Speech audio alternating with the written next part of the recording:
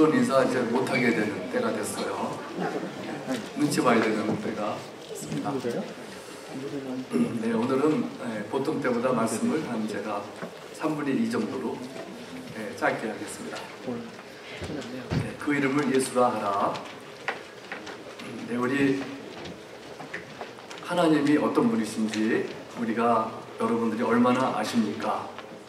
로마서 1장 20절에 보면은 우리는 하나님께서 만드신 세상을 볼 때에 그 만드신 분이 어떤 분인지 알 수 있다고 말씀했습니다. 그래서 그랜드 캐년에 가보면은 무엇을 느낍니까? 모든 그 웅장한 것, 하나님께서 지으신 것, 하나님은 크신 분이시다 하는 것을 이제 알게 되고, 우리 의사들이 우리 사람을 수술할 때 보면은 저는 잘 모르지만 사실은 그걸 공부한 의사나 간호원이나 이런 분들은 얼마나 그게 참 신기하게 만들었는지 놀란다고 합니다.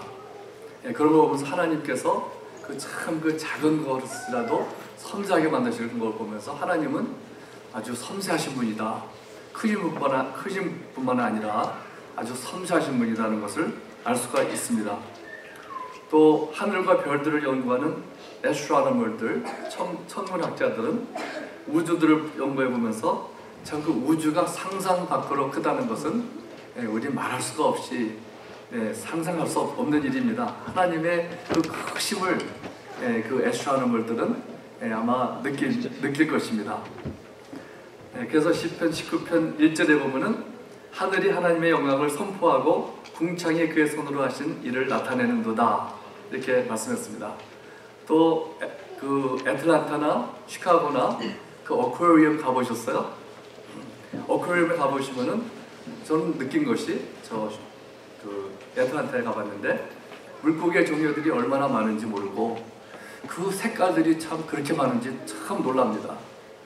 꽃들을 보면은 꽃들의 색깔이 너무나도 많죠. 그런 거 보면서 하나님은 참 재미없는 분은 아니시다 하는 것을 우리가 느낍니다. 그 만드신 분이 그 색깔을 우리 같으면 한 두세 가지만 만들 것 같은데 하나님은 그렇게 다르게 모양도 여러 가지, 날씬한 물고기가 있는가 하면은 넓적한 물고기가 있고, 사람도 보면은 색깔도 다 다르게 또 다 다르게 만드셨잖아요. 하나님은 참 그런 참 여러 가지를 좋아하시는 분이시다. 그 만드신 분을 만든 것을 보면서 우리가 어느 거 알 수가 있습니다. 그런데 누가 하는 말이, 어떤 아키텍트가 집을 아름답게 졌대요. 깨끗하게 아름답게 졌는데, 근데 그 아키텍트를 보니까 그 사람은 깨끗하긴 한데 성격이 너무 까다로운 사람이래요. 그래서 아키텍트가 집은 참 깔끔하고 아름답게 졌지만은 좀 그 사람을 보니까 실망했다고, 좀 이렇게 깔끔은 하지만 성격이 까다로워서 아주 못됐다고, 못된 점이 있는 걸 보면서 그 사람이 만든 것은 아름답지만 그 사람은 그렇지는 못하다는 것을 얘기하면서, 우리 하나님께서 창조하신 것들이 참 아름답지만은 그러나 우리가 그 창조하신 것을 보면서 하나님을 얼마큼 정확히 볼 수는 없다 하는 것을 우리가 알 수가 있습니다. 하나님에 대해서 우리 구약의 선지자들을 보면은 참 여러 가지 하나님의 성품에 대해서 어떻게 하시는지 다 말씀 이렇게 하는 것을 볼 수가 있습니다. 그런 거 보면은 선지자들의 말씀을 보면은, 구약을 보면은 하나님은 전능하신 분, 무서우신 분이시다, 이런 것들을 알 수가 있고, 참 긍휼이 많으신 하나님, 이런 것도 여러 가지 알 수가 있습니다. 그 하나님께 가까이 간 사람들, 대표적인 사람은 모세 같은 사람. 모세가 하나님께 만나러 갈 때 모세만 같이 다른 사람들은 오게 가까이 못 오게 하셨습니다. 그래서 근데 모세에게 하나님께서 자신에 대해서 말씀하시기를, 여호와라 여호와라 자비롭고 은혜롭고 노하기를 더디하고 인자와 진실이 많은 하나님이라, 하나님은 이러한 분이시다, 이렇게 말씀하셨죠. 그러나 히브리서 1장 1절에 보면은 이렇게 말했습니다. 옛적의 선지자들을 통하여 여러 부분과 여러 모양으로 우리 조상들에게 말씀하신 하나님이 이 모든 날 마지막에는 아들을 통하여 우리에게 말씀하셨으니, 그랬어요. 선지자들이 성경을 통해서 하나님에 대해서 많이 말씀해서 우리가 알죠. 네, 우리 어린이들도 많이 알죠. 네, 그런데 마지막에는 바로 그 아들을 보내셔서 우리에게 말씀하셨다고 했습니다. 네, 그뿐만 아니라 요한복음 5장 39절에 보면은 예수님께서 유대인들에게 말씀하시기를 구약 성경은 사실은 모두가 다 나에 대한 말씀이다, 이렇게 말씀하고 있습니다.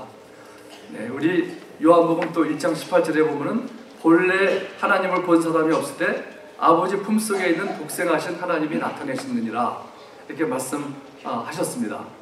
하나님을 본 사람이 없지만 아버지 품속에 독생하신 하나님이 나타내셨느니라. 우리 예수님께서 2000년 전에 이 세상에 아기로 오신 이유 중에 하나는 무엇인가 하면은 하나님을 드러내고 나타내시기 위해서 오셨습니다. 네, 그래서 전에는 이렇게 좀 하나님에 대해서 이렇게 듣고 그랬지만은 하나님 어떤 분이시다. 그러나 지금은 히브리서 1장 3절에 보면은 거기 보면은 예수님께서는 참으로 하나님의 그 형상 자체라고 했습니다. 영어로 보면은 exact representation이라고 했어요. 그러면서 exact representation 뭐냐면은 그냥 하나님 그대로 찍은 분이시라고 할 수도 있습니다. 우리가 어떤 소리를 볼 때, 이런 걸 볼 때 이거를 설명할 수 있죠. 우리 주보가 이렇게 생겼다, 내용이 뭐가 있다 설명할 수 있지만은 이거를 딱 주보를 카피해서 보여주고는 그대로 보는 거죠. 우리 바로 그런 개념입니다. 우리 하나님을 그대로 카피했다고 하긴 좀 그렇지만 그렇게 해가지고 그대로 볼 수 있는 분이 바로 예수님인 것입니다. 또 그래서 오늘 말씀 보면은 천사 가브리엘이 하나님의 보내심을 받아 나사렛이라는 동네로 갔습니다. 가서 다윗의 자손 요셉이라고 하는 사람과 약혼한 처녀에게 갔습니다. 여러분들 천사 보신 분 있으세요? 네, 없어요? 꿈에서도 봤어요? 한 사람 있네요. 네, 우리 한 사람이 천사를 봤습니다. 네, 천사는 어떨까요? 우리가 보통 천사 그림을 보면은 아주 아름다운 여자가, 젊은 여자가 이렇게 하얀 옷을 입고 이렇게 보여주죠. 그러나 성경을 보면은 천사는 초자연적인 존재인 것은 분명합니다. 또 천사를 보는 사람마다 반응이 어떻습니까? 무서워서 부들부들 떨면서 엎드려지는 것을 볼 수가 있습니다. 누가복음 24장 4절에 보면은 예수님 무덤 앞에 나타났던 천사는 영어로는 뭐라 했냐면은 투맨이라고 했어요. 투맨이라고 그랬고 찬란한 옷을 입었다고 했고 두 천사들을 본 여인들은 너무나 두려워서 무서워서 얼굴을 땅에 파묻었다 그랬습니다. 얼마나 무서우면은 그럴까요? 천사라는 것은 아름답고 그런 것은 미안하지만 아니고 아주 무서운 존재입니다. 오히려 또 마태복음 28장에도 보면은 주의 천사가 무덤 앞에 있었는데 그 형상은 번개 같고 그 옷은 눈같이 희어 로마 병력들도 무서워 떨며 죽은 사람같이 되었다 그랬습니다. 그러니까 여자들뿐만 아니라 이 군인들도 천사를 봤을 때 너무 무서워서 떨면서 똑같아요. 반응은. 그렇죠? 천사를 보면은 우리도 그럴 것입니다. 무서워서 그냥 엎드러지는 그런 존재들입니다. 근데 이 마리아가 나이가 어느 정도 됐었느냐, 학자들은 말하기를 티네이저였대요. 12살부터 15살 사이라고 합니다. 그러니까 참 어린 여자아이죠. 티네이저인데 그 천사 가브리엘을 본 마리아가 얼마나 무섭겠습니까? 얼마나 떨었겠습니까? 천사 가브리엘이 왜 이런 어린 처녀 마리아에게 찾아갔을까요? 이 모든 것은 갑자기 일어난 것이 아닙니다. 우연이 아니었습니다. 여기 먼저 이 오늘 말씀 27절에 보면은 마리아는 다윗의 자손 요셉이라는 사람과 약혼한 처녀라 했습니다. 그것은 다윗의 자손 요셉. 우리 성경을 보면은 이사야 11장 1절에 보면은 뭐라 하냐면 이새의 줄기에서 한 싹이 나며, 이새라는 사람은 누구냐면 다윗의 아버지예요. 하나님께서 미리 전부터 성경에서 이 다윗의 자손에서부터 이 메시아가 나올 것이라는 것을 예언하고 있습니다. 그래서 또 예레미야 23장 5절에 보면은 여호와의 말씀이니라. 보라, 때가 이르리니 내가 다윗에게 한 의로운 가지를 일으킬 것이라. 그가 그래서 영원히 다스릴 것이라고 예언했습니다. 그래서 성경은 오래전부터 메시아가 다윗의 집에서부터 나올 것이라고 예언하고 있었습니다.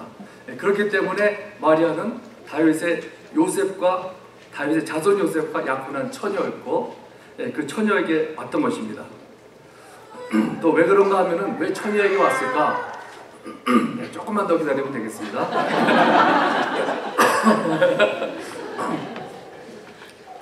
네, 우리 처녀에게 온 이유는 세상을 구원할 구원자는 창세기 3장 15절에 보면은 여자의 후손이 되어야 했다 그랬습니다. 왜 그럴까요? 왜 여자의 후손이 되었다고 했을까요? 그것은 남자의 씨가 되면 안 되기 때문이에요. 남자의 씨가 되면은 안 되는 이유가 무엇인가 하면은 바로 아담의 씨를 받은 사람은 죄인이었기 때문에, 죄인이 될 수가 없었기 때문에 여자의 후손이 되어야 했던 것입니다. 로마서 5장 12절에 보면은 한 사람으로 말미암아 죄가 세상에 들어오고 죄로 사망이 들어왔다고 하였습니다. 로마서 5장 12절에 보면은 한 사람으로 인한 죄가 들어왔고 그 후손은 모두가 다 죄인이라고 했습니다. 그래서 하나님께서는 그의 아들을 아담의 씨가 아닌 여자에게서 나게 하셨던 것입니다. 만약에 아담의 씨에서부터 나온 아들이면은 죄가 있었을 것이고 죄가 있는 사람은 인간의 죄를 가져갈 수가 없기 때문이었습니다. 그러나 예수님은 하나님을 나타내시는 것뿐만 아니라 그는 세상의 죄를 죄에서부터 구원하실 분으로 오셨던 것입니다. 그래서 여자의 몸에서 태어났기 때문에 그는 죄가 없이 태어나시고 죄 없이 사시고 죄 없이 죽으셨습니다. 그는 죄가 없으심으로 모든 사람들의 죄값을 치르시고 그 모든 사람들을 구원하셨던 것입니다.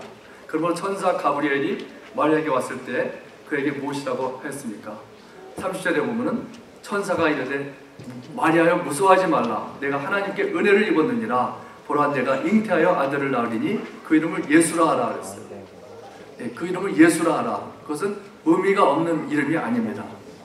네, 그 이름이 누구냐고요? 예수라고 했습니다. 예수. 예수의 의미가 뭔지 아시죠? 예수라는 이름은 히브리 말로는 여호수아예요. 우리 자슈아라고 하는 이름 가진 사람 있어요? 네, 있을 거예요. 네, 영어 이름들. 아, 저기 있대요. 네, 저기 있습니다. 태연이가 자슈아죠? 그렇죠? 바로 예수님의 이름을 가졌습니다. 네. 그 이름이 의미가 뭔가 하면은 영어로는 Jehovah is salvation. 여호와께서 구원하시다. 구원이시다. 이런 것입니다. 바로 예수님.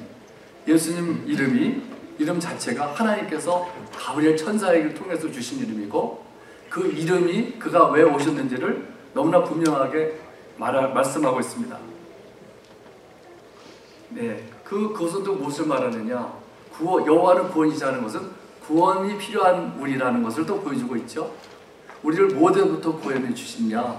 우리는 아담의 후손이기 때문에 다 죄인이고 죄에서 구원을 받아야 되고 죄에서 구원을 받지 못하면은 하나님의 심판을 면할 수가 없습니다. 한 사람도 아무리 착해 보이는 가장 어린 아이들도 아담의 후손이기 때문에 죄인입니다. 네, 그렇기 때문에 구원을 받아야 되는 것입니다. 받지 못하면은 죄의 값은 사망이요. 그 심판은 바로 사망, 또 지옥이라고 말씀하고 있습니다. 그래서 디도서 2장 11절에 보면 사도 바울은 모든 사람에게 구원을 주시는 하나님의 은혜가 나타나 바로 예수님을 말하죠. 모든 사람에게 구원을 주시는 하나님의 은혜가 나타나 모든 사람에게 구원해 주시는 것입니다. 그런데 문제는 그 구원이 되신 예수님을 받아들이는 사람만이 바로 구원이 되시는 거지 모든 사람을 위해서 구원해 주셨다 그래가지고 다 받는 것이 아닙니다.